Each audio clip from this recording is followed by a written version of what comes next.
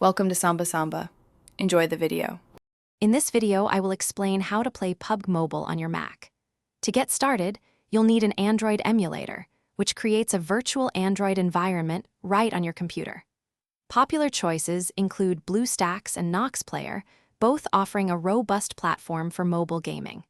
Before downloading, make sure your Mac meets the emulator's minimum system requirements for a smooth experience. This ensures your system can handle the game and the emulator without any hitches, providing a great foundation for your gaming. Once you've chosen an emulator, the next step is installation. Head over to the emulator's official website to download the installer file. Always use the official source to ensure security and proper functionality. After downloading, simply follow the straightforward on-screen instructions to complete the setup process. During installation, you might be prompted to grant certain permissions. Accept these to allow the emulator to operate correctly on your Mac, paving the way for your mobile gaming adventures. With your emulator successfully installed, it's time to get PUBG Mobile. Open the emulator and navigate to the Google Play Store, which functions just like it does on an Android phone. Use the search bar to find PUBG Mobile and then click the Install button.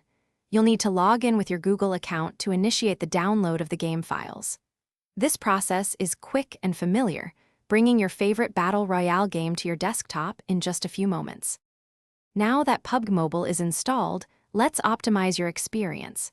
Dive into the emulator settings to adjust graphics and performance options, aiming for a balance that suits your Mac. Crucially, configure your keyboard and mouse controls. Most emulators offer intuitive mapping tools to replicate touch controls. Experiment with different layouts to find what feels most comfortable and responsive. With these adjustments, you're all set to enjoy PUBG Mobile on your Mac with enhanced precision and a much larger display. Thanks for watching. Consider subscribing if we helped you.